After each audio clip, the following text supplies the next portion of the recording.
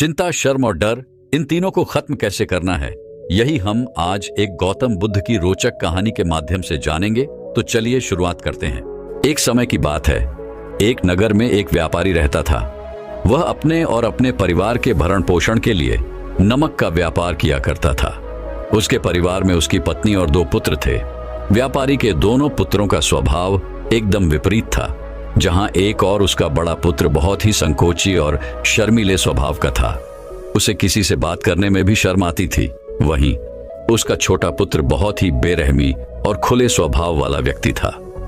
वह किसी के भी सामने अपनी बात कहने में संकोच नहीं करता था।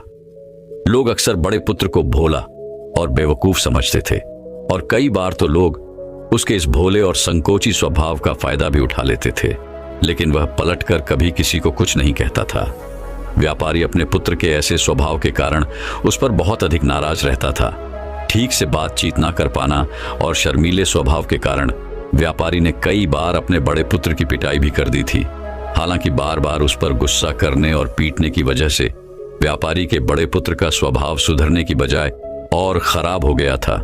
अब शर्म और संकोच के साथ साथ उसके अंदर डर भी बैठ गया था। आत्मविश्वास की कमी की वजह से बड़ा पुत्र बचपन से ही बहुत अधिक परेशान रहने लगा था। अपने डर की वजह से वह परीक्षा में याद किए हुए प्रश्नों के उत्तर भी भूल जाता था और उन्हें लिख नहीं पाता था। इस कारण उसकी शिक्षा भी ठीक ढंग से पूरी नहीं हो पाई। बड़ा पुत्र जब जवान हो गया तो व्यापारी ने उसे अपने साथ व्यापार में हाथ बटाने के लिए कहा। अपने पिता के प्रति डर के कारण वह व्यापार में उनका हाथ बटाने के लिए तैयार हो गया, लेकिन वह व्यापार में कई बार ऐसी गलतियां कर देता था जिससे व्यापारी उस पर बहुत अधिक क्रोधित हो जाता था। एक दिन की बात है, व्यापारी किसी काम से शहर गया हुआ था और उस दिन दुकान पर उसका बड़ा पुत्र बैठा हुआ था। तभी कुछ लोग आए और उन्होंने बड़े पुत्र से कहा कि हमें तुम्हारे पिता ने भेजा है और उनका यह संदेश है कि इस समय दुकान में जितनी भी नमक की बोरियां रखी हुई हैं वो सब हमें दे दो। तुम्हारे पिता ने नमक की सभी गोलियों को शहर मंगवाया है। व्यापारी का पुत्र उनसे प्रश्न पूछने की हिम्मत जुटा ही रहा था कि वे दोनों आदमी दुकान के अंदर घुस गए और वहां जितनी भी नमक की बोरियां रखी हुई थी उन सबको अपनी घोड़ा गाड़ी में रखा और लेकर जाने लगे। व्यापारी के पुत्र ने उन्हें रोकने का प्रयास किया, लेकिन संकोच और डर के कारण वह उनसे कुछ कह नहीं पाया। उसने मन ही मन सोचा कि अगर मैं इन्हें नमक ले जाने से रोकता हूं तो पिताजी मुझ पर नाराज होंगे। कुछ दिनों बाद जब व्यापारी शहर से वापस आया तो दुकान को खाली देखकर उसने अपने पुत्र से पूछा, नमक की बोरियां कहां गई? यह दुकान इतना खाली खाली क्यों है? तब बड़े पुत्र ने सहमी हुई आवाज में कहा, कुछ लोग दुकान पर आए थे और उन्होंने मुझसे कहा कि आपने नमक की सारी बोरियों को शहर मंगवाया है, और फिर वह दुकान की सारी बोरियों को निकालकर लेकर चले गए। यह सुनते ही व्यापारी ने अपना सिर पीट लिया। उसने पुत्र को दुकान से धक्का देकर बाहर निकालते हुए कहा, मंद बुद्धि, तू मूर्ख का मूर्ख ही रह जाएगा। वह लोग तुझे बेवकूफ बनाकर सारा सामान लूट ले गए। तूने मेरा बहुत भारी नुकसान करवा दिया है। अब यहां से चला जा और घर वापस मत आना। अगर तू वापस आया तो मैं मार मार कर तेरी जब खींच लूंगा। व्यापारी का पुत्र इस घटना से बहुत दुखी हुआ। एक बार फिर उसके संकोची स्वभाव की वजह से उसके पिता उस पर और अधिक नाराज हो गए थे और साथ ही व्यापार में इतना भारी नुकसान हो गया था। उस समय नगर के कई लोग व्यापारी के पुत्र पर हंस रहे थे और उसका मजाक उड़ा रहे थे, जिससे उसे खुद पर बहुत अधिक शर्मिंदगी महसूस हो रही थी। यही वह समय था जब उसने मान लिया कि अब उसका कुछ नहीं हो सकता। वह हमेशा मूर्ख का मूर्ख ही रह जाएगा और इस समाज में रह रहे लोगों के साथ कदम से कदम मिलाकर कभी नहीं चल पाएगा। यही सब सोचता हुआ व्यापारी का पुत्र नगर से बाहर आ गया और एक नदी के किनारे बैठकर खूब रोया। गहरे पानी को देखकर उसके मन में विचार आया कि अब उसके जिंदा रहने का कोई फायदा नहीं है।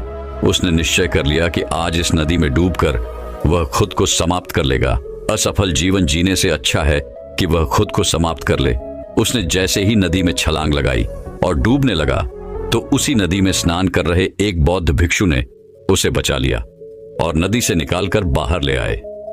व्यापारी का पुत्र बौद्ध भिक्षु पर नाराज होने लगा और कहने लगा कि आपने मुझे क्यों बचाया? मैं इस असफल जीवन को जीना नहीं चाहता। बौद्ध भिक्षु ने उसे समझाते हुए कहा कि जीवन एक ही बार मिला है और अगर तुम जीवित ही नहीं रहोगे तो असफलता को खत्म करके सफल कैसे बनोगे। तब व्यापारी के पुत्र ने कहा कि मेरे जीवन में बहुत अधिक समस्याएं हैं और ये समस्याएं मेरे शर्मीले और संकोची स्वभाव की वजह से है। मैंने अपने डर और संकोच की वजह से अपने पिता का भारी नुकसान करवा दिया है। मैं एक अच्छा पुत्र नहीं हूं। अपने भयभीत स्वभाव के कारण मैं ठीक से शिक्षा भी ग्रहण नहीं कर सका। सारे नगरवासी मुझे मूर्ख समझते हैं। क्या किसी मूर्ख को इस दुनिया में जीने का अधिकार है? तब बौद्धिक अक्षों ने कहा कि तुम्हारे इस प्रश्न का उत्तर तो मेरे गुरु ही देंगे। चलो मैं तुम्हें अपने गुरु के पास ले चलता हूं। व्यापारी के पुत्र ने कहा वह किसी से बात नहीं करना चाहता। आज वह अपना जीवन समाप्त करके ही मानेगा। किंतु बौद्ध भिक्षुओं के बार बार समझाने पर वह उनके साथ चलने और उनके गुरु से मिलने को तैयार हो गया। बौद्ध भिक्षु व्यापारी के पुत्र को आश्रम की ओर लेकर गए। वहां पर व्यापारी के पुत्र ने देखा कि एक महात्मा पेड़ के नीचे ध्यान मग्न अवस्था में बैठे हुए हैं। तभी बौद्ध भिक्षु ने उन महात्मा की ओर इशारा करते हुए कहा, यह हमारे गुरु गौतम बुद्ध है। दोनों ने गौतम बुद्ध को प्रणाम किया। बुद्ध ने उत्तर में एक मुस्कुराहट के साथ अपना हाथ उठा दिया। वह नौजवान वहीं पर बैठ गया और बुद्ध को देखकर जोर जोर से रोने लगा। गौतम बुद्ध ने उससे रोने का कारण पूछा। तब उसने कहा कि अब आप ही मेरी आखिरी उम्मीद है। यदि आप मेरी समस्या का समाधान नहीं करेंगे तो मेरा यह जीवन समाप्त हो जाएगा। गौतम बुद्ध ने व्यापारी के पुत्र से उसकी समस्या बताने को कहा। तब उसने बताया कि किस प्रकार वह बचपन से ही शर्मीले और अंतर्मुखी स्वभाव का है। इस कारण लोग उसे मूर्ख समझ लेते हैं और उसके पिता भी उससे नफरत करने लगे हैं। तब गौतम बुद्ध ने युवक को शांत कराते हुए कहा कि मेरे पास तुम्हारी समस्या का समाधान है, जिसके बाद तुम्हारा जीवन बहुत ही आसान हो सकता है। युवक ने खुश होते हुए पूछा, क्या सच में ऐसा हो सकता है? आप बहुत ही महान व्यक्ति प्रतीत होते हैं। हे महात्मा, मैं भी आपका शिष्य बनना चाहता हूं। क्या आप मुझे अपने शिष्य के रूप में स्वीकार करेंगे? गौतम बुद्ध ने कहा कि हां, अवश्य। उस युवक ने कहा, ठीक है गुरुदेव, अब आप मुझे वो उपाय बताइए जिससे कि मेरा जीवन बदल जाए। गौतम बुद्ध ने कहा, लेकिन उससे पहले तुम्हें मेरे कुछ महत्वपूर्ण कार्य करने होंगे। अगर तुम मेरे यह कार्य कर दो तब मैं तुम्हें कुछ ऐसे उपाय बताऊंगा जिससे तुम्हारे जीवन में सब कुछ ठीक हो जाएगा और तुम्हारे पिता भी तुमसे प्रसन्न रहेंगे। गौतम बुद्ध ने आगे कहा, आज से ठीक 3 दिन बाद मैं तुम्हें ऐसे उपाय बताऊंगा जिससे तुम्हारा जीवन पूरी तरह से बदल जाएगा। लेकिन इन 3 दिनों तक तुम्हें मेरे सभी कार्य करने होंगे। मैं जैसा जैसा कहूंगा, अगर तुम ठीक वैसा ही कार्य करने में सफल रहे तो 3 दिन बाद तुम्हारा जीवन बदल जाएगा। तुम्हारा पहला दिन कल से शुरू होगा। अभी जाओ और जाकर आश्रम में ही आराम करो। अगले दिन की सुबह होते ही व्यापारी का पुत्र गौतम बुद्ध के पास पहुंचा और बोला, हे गुरुदेव, मुझे पहले दिन का कार्य बताइए। तो गौतम बुद्ध ने कहा कि आज तुम्हें 20 अजनबी व्यक्तियों से बातचीत करनी है और उनका हाल जानना है। इसका लेखा जोखा शाम तक लेकर आ जाना। व्यापारी के पुत्र को अंदर से बहुत डर महसूस हुआ, लेकिन उसने गौतम बुद्ध को हां कह दिया। फिर वह निकल पड़ा 20 अजनबी लोगों से बातचीत करके। शुरू में तो उसे बहुत अधिक संकोच लग रहा था। कई लोग तो उसे डांट कर भगा भी देते थे, लेकिन उसके सामने अपना जीवन बदलने का यही एकमात्र उपाय था। आखिरकार कोशिश करते हुए उसने 20 अजनबी लोगों के नाम और उनके व्यापार का लेखा जोखा प्राप्त कर लिया। शाम होने पर जब वह गौतम बुद्ध के पास पहुंचा तो खुश होते हुए उसने गौतम बुद्ध को बताया कि आज का कार्य उसने सही ढंग से पूरा कर लिया है। यहां तक कि कुछ लोग तो उसके मित्र भी बन गए हैं। दूसरे दिन की सुबह होते ही फिर वह नौजवान गौतम बुद्ध के समक्ष पहुंचा। तब गौतम बुद्ध ने कहा, आज का कार्य है कि तुम आश्रम में रह रहे 100 शिष्यों को संबोधित करते हुए उन्हें जल के उपयोग के विषय में पढ़ाओ। गौतम बुद्ध की यह बात सुनकर व्यापारी का पुत्र हक्का बक्का रह गया। उसने कहा कि आप मुझसे ये किस प्रकार के कार्य करवा रहे हैं? मैं अपनी शिक्षा ठीक से पूरी नहीं कर पाया हूं, इसीलिए मैं पढ़ाने का यह कार्य नहीं कर पाऊंगा। तब गौतम बुद्ध ने कहा कि ठीक है, फिर मैं तुम्हें उपाय भी नहीं बताऊंगा। व्यापारी के पुत्र ने विनती करते हुए कहा कि आप जानते हैं कि मेरी शिक्षा अधूरी है, फिर मैं बालकों को शिक्षा कैसे दे सकता हूं? गौतम बुद्ध ने हल्की सी मुस्कान भरते हुए कहा कि यहां सिर्फ मैं जानता हूं कि तुम्हारी शिक्षा अधूरी है। वे बालक नहीं जानते तुम हर दिन अपने जीवन में जल का उपयोग करते हो। यही सब बातें उन बालकों को कुछ आकर बतानी है। अंततः जब व्यापारी के पुत्र के पास कोई बहाना शेष नहीं बचा तो हिम्मत जुटाकर वह उन बालकों के पास पहुंच गया। शुरू में तो उसके हाथ पैर कांप रहे थे, लेकिन आखिरकार उसने बालकों को जल के महत्व के बारे में बताना शुरू कर दिया। उसने बालकों को जल की 5 विशेषताएं बताईं और जल्दी से वहां से भाग आया। गौतम बुद्ध के पास पहुंचकर उसने बताया कि बहुत अधिक डर लग रहा था, किंतु मैंने बालकों को जल की 5 विशेषताएं बता दी हैं। गौतम बुद्ध ने कहा कि जाओ, एक और कोशिश करके आओ। उस नौजवान ने एक बार फिर हिम्मत जुटाई और बालकों को जल के महत्व के बारे में पढ़ाना शुरू किया। इस बार व्यापारी के पुत्र को बिल्कुल भी घबराहट नहीं हो रही थी। उसने पूरे आत्मविश्वास के साथ बालकों को जल के विषय में पढ़ाया। तब गौतम बुद्ध ने उसकी प्रशंसा करते हुए कहा, तुम अवश्य ही साहसी हो। गौतम बुद्ध के मुंह से अपनी प्रशंसा सुनकर वह युवक बहुत प्रसन्न हुआ। युवक जब तीसरे दिन गौतम बुद्ध के पास आया तो गौतम बुद्ध ने उससे कहा कि आज का कार्य तुम्हें कुछ अजीब लग सकता है, किंतु आज तुम्हें अपने पिता से मिलने जाना है। गौतम बुद्ध के मुंह से यह बात सुनकर वही वक्त बहुत अधिक डर गया। उसने तुरंत कहा कि नहीं नहीं, मैं अपने पिता के सामने नहीं जा सकता, मुझ में इतनी हिम्मत नहीं। गौतम बुद्ध ने कहा कि ठीक है, फिर मैं तुम्हें उपाय भी नहीं बताऊंगा। अंततः व्यापारी के पुत्र को गौतम बुद्ध की बात माननी पड़ी। गौतम बुद्ध ने उसे समझाते हुए कहा कि अपने पिता के पास जाकर उनसे क्षमा मांगना और कहना कि वे तुम्हें एक और अवसर दें ताकि तुम खुद को बुद्धिमान साबित कर सको। गौतम बुद्ध के कहे अनुसार उस युवक ने पूरे आत्मविश्वास के साथ अपने पिता का सामना किया और उनसे क्षमा मांगी।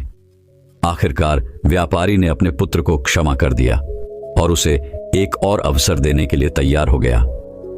व्यापारी का पुत्र गौतम बुद्ध के पास आया और उस उपाय के बारे में पूछने लगा जिसे गौतम बुद्ध ने 3 दिन बाद बताने का वचन दिया था।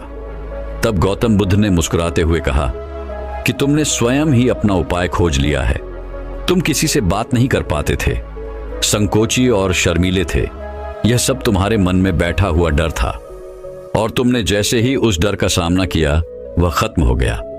जीवन में तुम्हें जिस भी काम से डर लगे उस काम को करना शुरू कर दो, डर स्वयं ही समाप्त हो जाएगा। अब वह युवक समझ चुका था कि गौतम बुद्ध उसे क्या बताना चाह रहे हैं।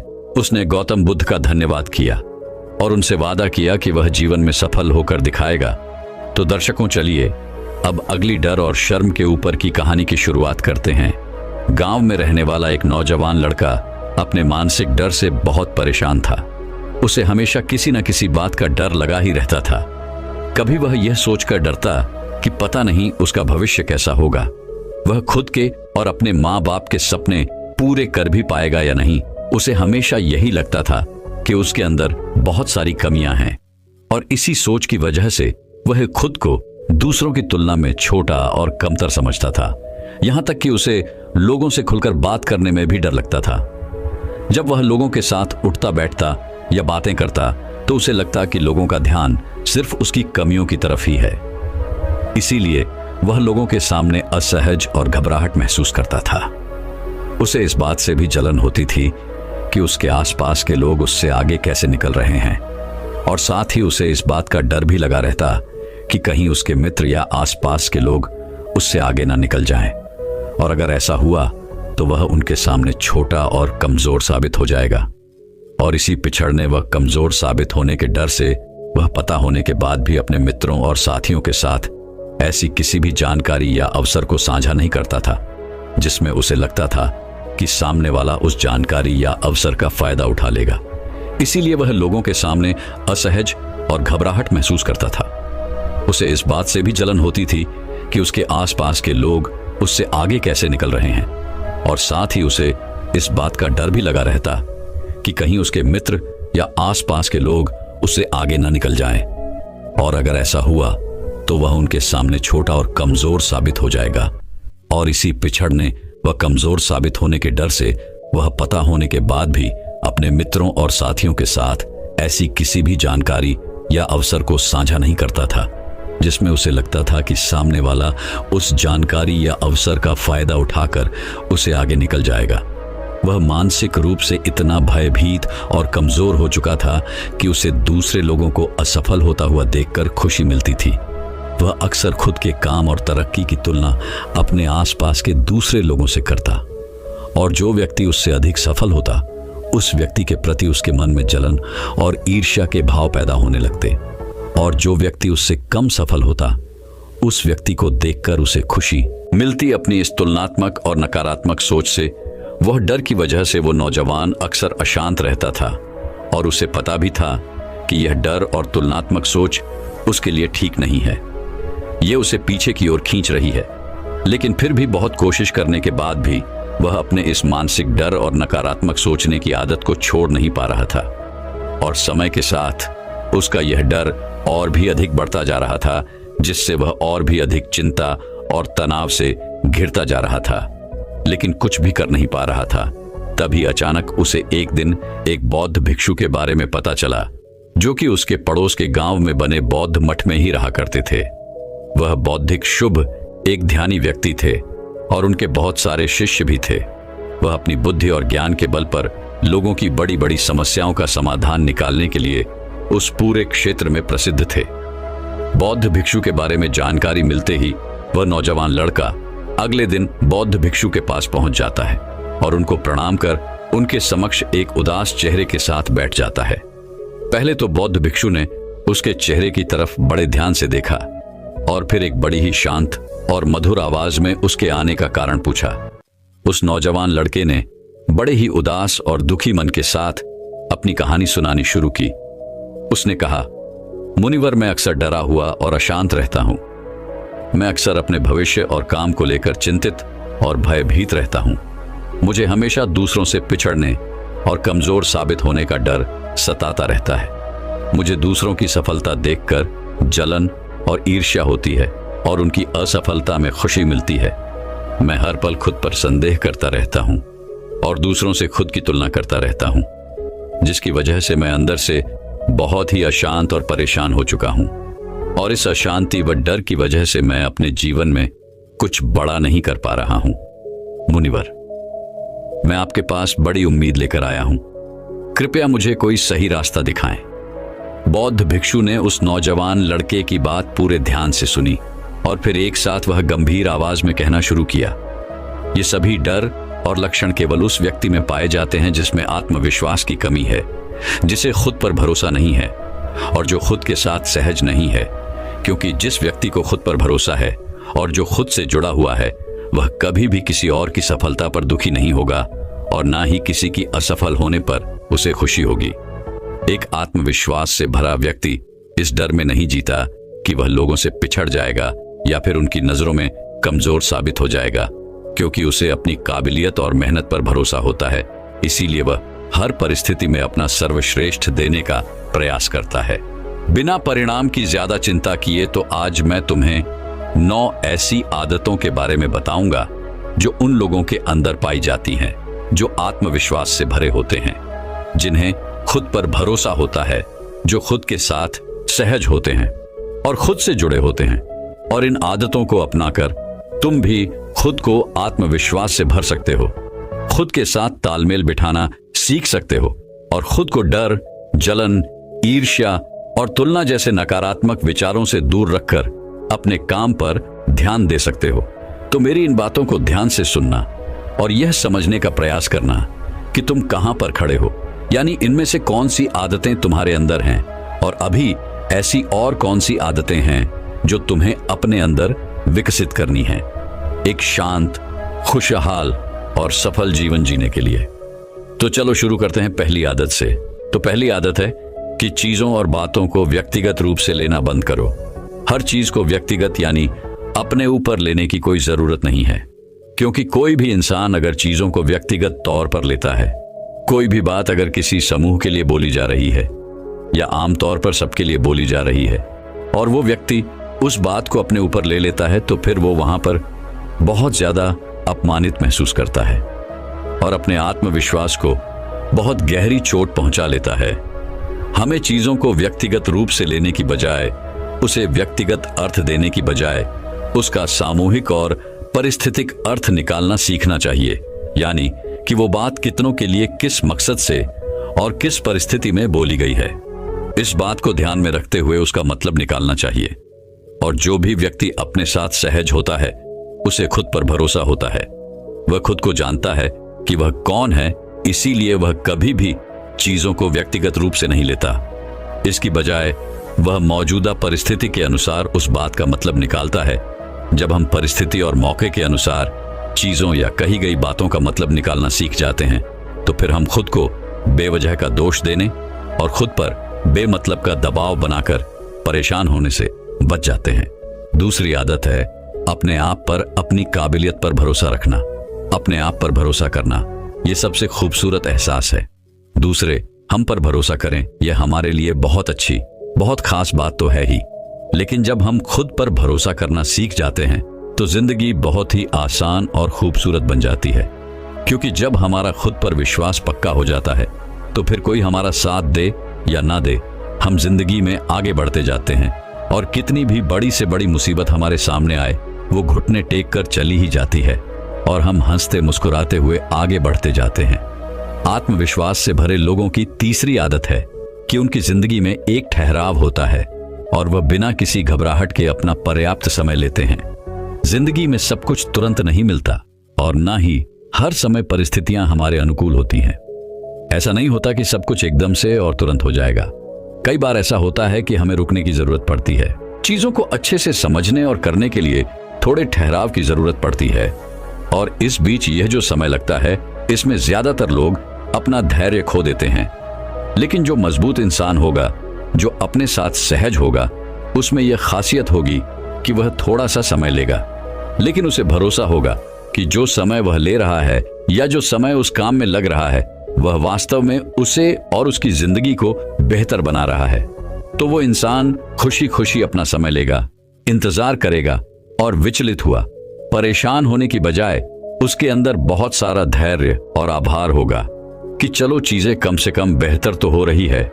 तो वो समय की कद्र करेगा, अपने अंदर शांति बनाए रखेगा और समय बहुत ही अच्छे से और शांति से बीत जाएगा।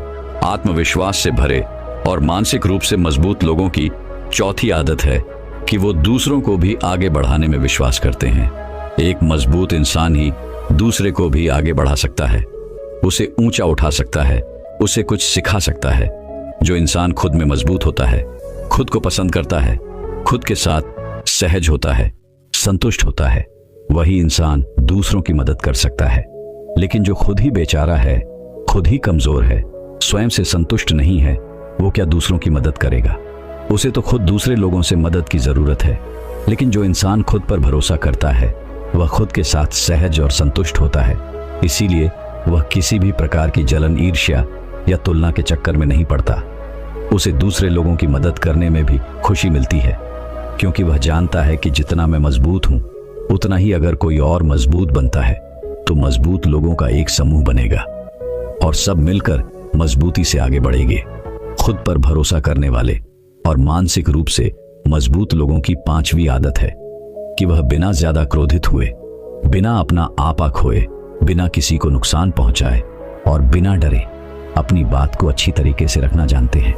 क्योंकि ऐसा इंसान अपने साथ सहज और ईमानदार होता है। इसीलिए उसे अपनी गलतियों के बारे में भी पता होता है और यह भी पता होता है कि कहां पर वह निर्दोष है। इसीलिए वह अपनी गलतियों को पूरी विनम्रता से स्वीकार कर लेता है और जब वो सही होता है तो बिना डरे अपना पक्ष लेता है और अपनी बात पूरी मजबूती से रखता है। लेकिन अपनी शालीनता के दायरे में रहते हुए बिना अपनी मर्यादा खोए वह इंसान बहुत अच्छी तरीके से अपनी बात को 100 लोगों के सामने रखना हो, 1000 लोगों के सामने या फिर पूरी दुनिया के सामने, वह यह अच्छी तरीके से जानता है कि उसे कब क्या कदम उठाना है। इसी प्रकार से इन लोगों की छठी विशेषता है तो ये लोग मानसिक और भावनात्मक रूप से मजबूत और शक्तिशाली होते हैं। सही मायनों में मजबूत यानी अंदर से शक्तिशाली कौन होता है? जिसे ज्ञान होता है लेकिन उस ज्ञान का कोई घमंड नहीं होता, जिसे सही समय पर सही काम करना आता है, जिसे विनम्र रहना आता है, जिसे दूसरों की मदद करना आता है, वही इंसान वास्तव में शक्तिशाली होता है, स्वतंत्र होता है, आत्मविश्वासी होता है, सफल होता है, संतुष्ट होता है। तो सही मायनों में एक मजबूत इंसान की पहचान ऐसी होती है कि वह अपने जीवन के सभी आयामों को मजबूत रखता है और खुद की ही तरह दूसरों को भी शक्तिशाली बनाने में विश्वास रखता है, क्योंकि वह जानता है कि सकारात्मक शक्ति को जितना फैलाया जाएगा वह उतनी ही गुना बढ़कर उसके पास वापस आएगी और वह और भी शक्तिशाली होता चला जाएगा। तुम खुद सोचो कि अगर तुम किसी कमजोर लोगों के समूह में रहोगे तो क्या होगा? धीरे धीरे तुम भी कमजोर बन जाओगे। लेकिन अगर तुम शक्तिशाली लोगों का समूह बनाओगे, उनकी शक्ति बढ़ाओगे, तो क्या होगा? धीरे धीरे तुम्हारी भी शक्ति बढ़ती चली जाएगी। तो ऐसे लोग सही मायनों में शक्तिशाली होते हैं। आत्मविश्वास से भरे और खुद से जुड़े लोगों के साथ में विशेषता है कि ये लोग अपनी जिंदगी से संतुष्ट होते हैं। इसका मतलब ये नहीं कि आगे कुछ करने का जोश नहीं होता। आगे तो बहुत कुछ करना होता है, लेकिन अभी जो है उसके लिए धन्यवाद से भरे हुए होते हैं, संतुष्ट होते हैं, खुश होते हैं। दिल में सुकून, प्यार और एक सकारात्मक जज्बा होता है, क्योंकि संतुष्टि और धन्यवाद के भाव से ही आगे चलकर सफलता हमारे पास आती है, सौभाग्य हमारे पास आता है। लेकिन अगर हम असंतुष्ट हैं तो हम खुद से नाखुश रहेंगे, कमियां निकालेंगे, चिड़चिड़ करेंगे, जिससे यह ब्रह्मांडीय शक्ति, यह प्रकृति भी कहेगी कि हर समय रोता ही रहता है, कमी यही निकालता रहता है, छोड़ो इसे। और जो मेरे खुशनुमा बच्चे हैं उनकी तरफ ध्यान देता हूं। ऐसा होता है ना कई बार कि जो बच्चा हर समय रोता रहता है, चिड़चिड़ाता रहता है, शिकायत करता रहता है, तो कई बार उसके माँ बाप भी उसे उसी हालत में छोड़ देते हैं कि रहने दो, इसे अपने आप ही रोक आकर थोड़ी देर में चुप हो जाएगा। लेकिन जो बच्चा प्यारा सा, खुशनुमा सा और शांत होता है, उसकी तरफ लोगों का प्यार और बढ़ता है, उसे और खुशियां मिलती हैं। तो कहने का अर्थ है कि जो लोग संतुष्ट होते हैं वो अपने साथ सहज और खुश रह पाते हैं और उनका अपने पर भरोसा बढ़ता चला जाता है। इसी तरह से इन लोगों की 8वीं आदत होती है कि यह लोग संतुलन में भरोसा रखते हैं। जीवन को अच्छी तरीके से जीने के लिए इसका संतुलित होना भी आवश्यक है। तो ऐसे मजबूत लोग जो अपने साथ सहज होते हैं, वह जीवन के संतुलित होने पर विश्वास रखते हैं। हमारे जीवन के बहुत सारे पहलू हैं, जैसे शारीरिक स्वस्थ, मानसिक स्वस्थ, घरेलू संबंध, सामाजिक संबंध, भविष्य के सपने, मौज मस्ती, सफलता इत्यादि। और अगर हम इन सभी चीजों को उचित समय देते हैं तो हमारे जीवन में एक संतुलन होगा। हम संतुष्ट रहेंगे, खुश रहेंगे, बीमार होने से बचे रहेंगे। लेकिन अगर हम जीवन के किसी एक क्षेत्र में बहुत ज्यादा ध्यान देते हैं, उसमें बहुत अच्छा कर रहे हैं, लेकिन बाकी दूसरे क्षेत्रों में बिल्कुल पिछड़े हुए हैं, तो क्या होगा? हमारे जीवन में कभी भी वो संतुष्टि, वो खुशी, वो आत्मविश्वास आ ही नहीं पाएगा। हम ज्यादातर समय परेशान ही रहेंगे।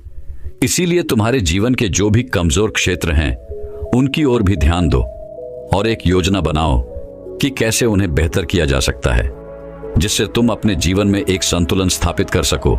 9वीं और आखिरी आदत है कि यह लोग खुले विचारों वाले होते हैं। जो भी इंसान खुले दिमाग का होगा वह नए विचारों का स्वागत करेगा, दूसरों की राय का भी सम्मान करेगा। लेकिन जो व्यक्ति खुले विचारों वाला नहीं होगा, बस मैं ही सही हूं, इस अकड़ में दबा जाएगा और अकड़ अकड़ के अपना काम बिगाड़ देगा। दिमाग और दिल का खुला होना बेहद जरूरी है। मैं जैसा हूं वह हूं, लेकिन अगर दूसरा मुझसे अलग है तो इसका मतलब यह थोड़े ना कि वह गलत है। अगर मुझे कोई विशेष चीज पसंद नहीं है, कोई पहनावा पसंद नहीं है, कोई काम करने का तरीका पसंद नहीं है, तो इसका मतलब यह थोड़े ना कि सामने वाले का तरीका गलत ही होगा। तो विचारों का खुला होना बेहद आवश्यक है। नई चीजों को सीखना, चाहे वह कोई काम हो, संस्कृति हो, विचार हो, कला हो, उसका स्वागत करना, उनकी अच्छाई की तारीफ करना, बदलाव को स्वीकार करना, यही सब चीजें होती हैं जो खुले विचारों वाले इंसान की पहचान होती है। लेकिन अगर हम रूढ़िवादी और छोटी सोच में फंस जाते हैं, अंधविश्वास में फंस जाते हैं, अपनी सोच को बदलने के लिए तैयार नहीं होते, अपना नजरिया नहीं बदलते, तो फिर क्या होता है? हम मानसिक रूप से सड़ने लगते हैं। लेकिन जब हम खुलते हैं, नई चीजों का स्वागत करते हैं, तो हम मुस्कुराते हैं, हम पहले से बेहतर बनते हैं, हमारा दिमाग ज्यादा विकसित होता है और हम नई नई चीजें सीख कर आगे बढ़ते रहते हैं, जिससे हमारे जीवन में और खुशियां आती हैं। इतना कहने के बाद बौद्ध भिक्षु थोड़ी देर के लिए रुके और फिर एक हल्की मुस्कान ली और फिर कहा, तो अब तक तुम्हें समझ तो आ ही गया होगा और यह भी अनुमान लगा लिया होगा कि तुम अब भी कहां पर खड़े हो और तुम्हें अपने अंदर क्या क्या बदलाव लाना है। बौद्ध भिक्षुओं के मुंह से यह बात सुनकर उस जवान लड़के ने हाँ में अपना सिर हिलाया और इस अमूल्य जानकारी के लिए बौद्धिक कक्षों का धन्यवाद कर वहां से चला गया। दोस्तों, मैं उम्मीद करता हूं कि यह कहानी सुनने से आपके जीवन में अच्छे बदलाव आए होंगे। आपको इस वीडियो से क्या सीखने मिला ये कमेंट करके जरूर बताएं और अपने परिवार, दोस्तों या आपके करीबी इंसान के साथ ये कहानी शेयर करके उन्हें भी इस ज्ञान से परिचित करवाएं। बाकी अगर आपको ये वीडियो दिल से अच्छी लगी हो तभी इस वीडियो को लाइक कर देना और आपने अब तक इस चैनल को सब्सक्राइब न किया हो तो चैनल को सब्सक्राइब भी जरूर कर देना। आपका हर दिन शुभ हो और खुशियों